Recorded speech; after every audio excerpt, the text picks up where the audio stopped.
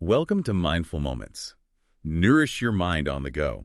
This video uses AI narration to present our original book analysis. Today we're diving deep into Rudyard Kipling's Kim.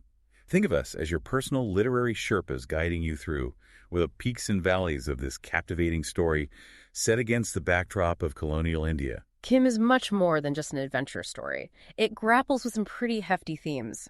Identity, colonialism, spirituality, you name it.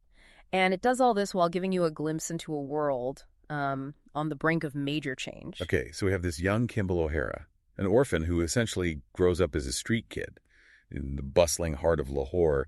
Kipling really throws us right into the thick of it with Kim, doesn't he? Oh yeah, you're thrown right into the sensory overload, the bazaars, the mix of languages, the sheer energy of the place, and that's Kim's element. He's a chameleon, fluent in the local languages, blending in seamlessly. He's not just surviving, he's thriving. It makes you wonder how much of that early experience shapes him into the perfect candidate for the great game. You know, the shadow war between the British Empire and Russia? His street smarts become his currency. He learns to read people's situations, to think on his feet. Skills that, yes, become invaluable. In that world of spies and secrets, imagine young Kim honing his observation.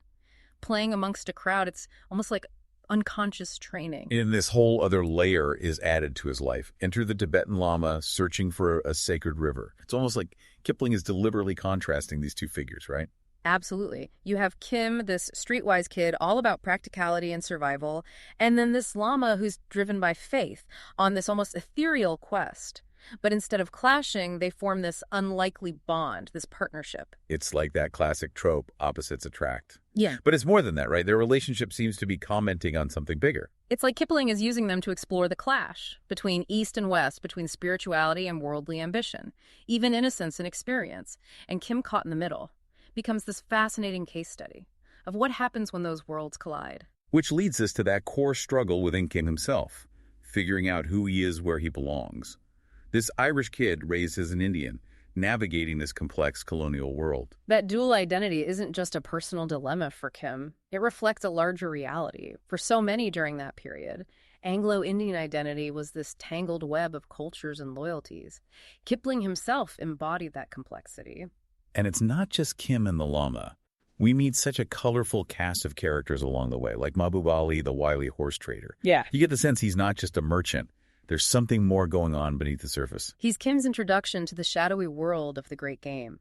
He's shrewd, connected, and sees potential in Kim, becoming this early mentor in the arts of espionage.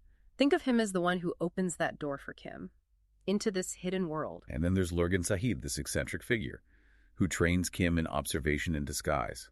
He's almost like a magician pushing Kim to see beyond the obvious. He's teaching Kim to hone his senses, to become a master of perception. It's like he's unlocking a new way of seeing the world for Kim, which is essential for navigating the world of spies and deception. And these characters aren't just plot devices. They each seem to represent different facets of India itself. It's like Kipling is creating this whole tapestry of human experience, of culture woven into the story. Exactly. And through those encounters, through those relationships, Kim's understanding of India deepens. He's not just traveling across the land. He's being exposed to different layers of its society, its history, its soul. And you can't talk about Kim without talking about Kipling's incredible descriptions of India. Yeah. It's not just the visuals. You can practically feel the heat, smell the spices, hear the cacophony of the bazaars. He makes you feel like you're there right alongside Kim. Experiencing India in all its sensory overload, he captures the grandeur of the Himalayas, the energy of the cities, the serenity of the countryside. It's a world that comes alive on the page. So we've got this young boy grappling with identity, mentored by these fascinating figures, all set against this vividly portrayed colonial India, and then it all ramps up.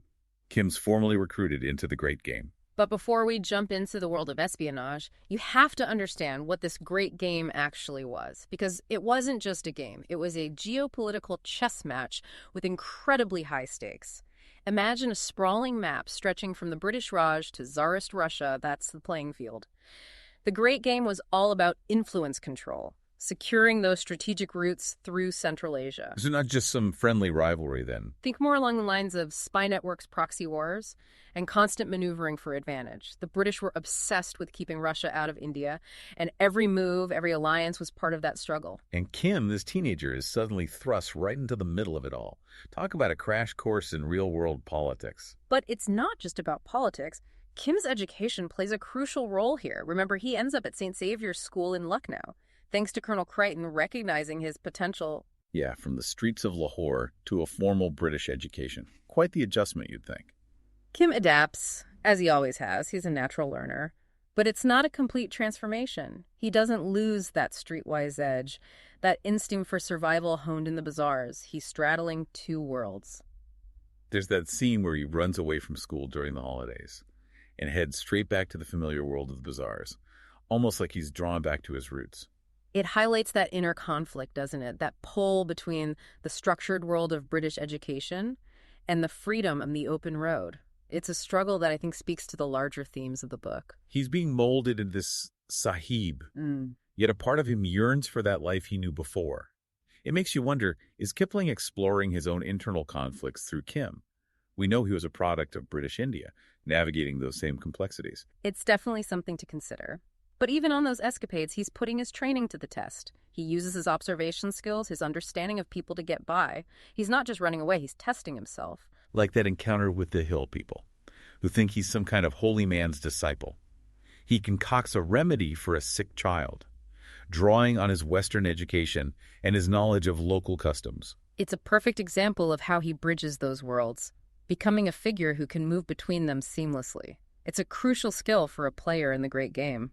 Someone who understands the nuances of both sides, who can blend in, gather information, maybe even manipulate events to his advantage. Exactly. As Kim matures, he's no longer just a pawn in the game. He's becoming a player in his own right. And it's fascinating how the lama, despite representing this spiritual path, seems to even encourage Kim's involvement in this world. The lama sees the great game as another aspect of existence, another illusion on the path to enlightenment. He doesn't judge, he observes.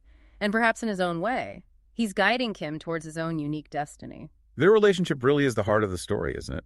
This unlikely bond that somehow manages to withstand the pressures of Kim's increasingly dangerous world. They challenge and support each other. Kim is grounded by the lama's wisdom, while the lama learns from Kim's experiences in the world. And then we have the introduction of Hari Babu, this seemingly bumbling Bengali scholar. Yeah. Talk about deceptive appearances. He's another key player in the great game, but operating under the radar. He's smart, resourceful, and connected to the British intelligence network. It's like Kipling is reminding us that nothing is as it seems, especially in this world of spies and secrets.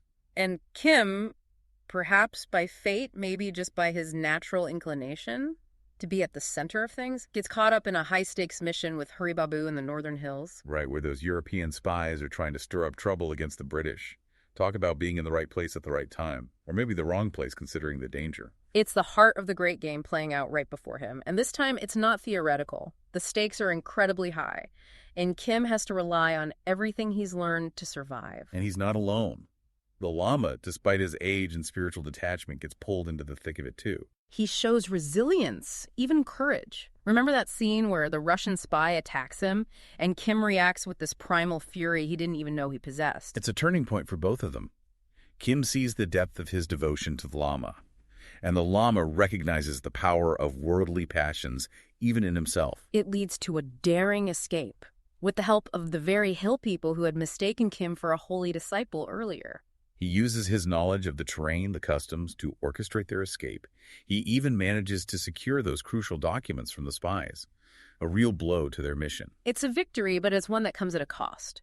Kim has tasted the thrill of the game, the adrenaline of danger, and that leaves its mark. We see the toll it takes on him physically, emotionally. He's carrying the weight of these experiences, these secrets. And that sets the stage for the final chapter of his journey. How does he reconcile his actions with his yearning for a simpler life? How does his relationship with the lama evolve as they both face their own personal reckonings? These are the questions we'll explore as we delve into the final part of our deep dive into Kim. Welcome back to our deep dive into Kim. We've seen him grow from a resourceful street kid to a skilled player in the great game. But as we enter the final part of the story, it feels like he's at a crossroads. He's carrying the weight of those European spies' secret documents, literally and figuratively. It's a reminder of his success, but also of the burden of secrets, the moral compromises he's made. And that burden seems to weigh heavier as they journey back with the lama. It's like the physical journey mirrors Kim's internal struggle. Remember that poignant scene where the lama reflects on his own anger after being attacked?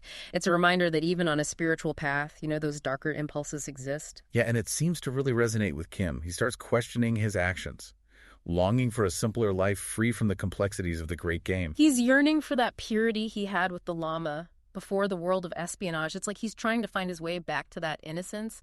And it's right then that they encounter the woman of Shemler, this strong, independent figure who embodies the spirit of the Himalayas. She represents a connection to ancient wisdom, offering shelter and recognizing the turmoil within Kim. It's like she provides a safe space for him to confront those inner demons. She's such a contrast to the characters in the world of the great game. With her, there's no deception, no manipulation, just genuine care and a deep understanding of life. And through her wisdom, Kim begins to heal, to rediscover those values he felt were slipping away. He starts to see a path forward, a way to reconcile his two worlds. And what about the Lama? How does his journey culminate in these final chapters? He reaches a new level of spiritual understanding. His vision reveals the interconnectedness of all things, pushing him closer to his goal of liberation. It's interesting how, during this heightened awareness, he receives guidance about Kim's future, almost like he sees that their paths, while intertwined for so long, must ultimately diverge. He understands that Kim's destiny lies in the world of action, in the great game he's been trained for. It's bittersweet, but necessary for both of them to fulfill their purpose. So Kim returns to the great game, but it's not the same boy who left. He's no longer driven by the thrill of it all. He's operating from a place of wisdom, using his skills for a greater purpose. He's a master of his own destiny, making conscious choices rather than simply reacting. Kim is such a rich story, packed with adventure and intrigue. But ultimately, it's this exploration of identity, of finding your place in a complex world that really stays with you. It reminds us that growth comes from embracing both the light and shadow within ourselves, that the journey is just as important as the destination. It's a testament to the power of storytelling, to transport us, to make us think, to challenge our perceptions. And we hope this deep dive has inspired you to pick up Kim and embark on your own journey of exploration. It's a book that will stay with you long after you finish the last page. To delve deeper into this captivating world and uncover the secrets of Kim's journey, be sure to pick up a copy of Kim by Rudyard Kipling. You can purchase it through the link in the description below. And don't forget to subscribe to Mindful Moments for more enlightening deep dives into classic literature. Until next time, keep those pages turning.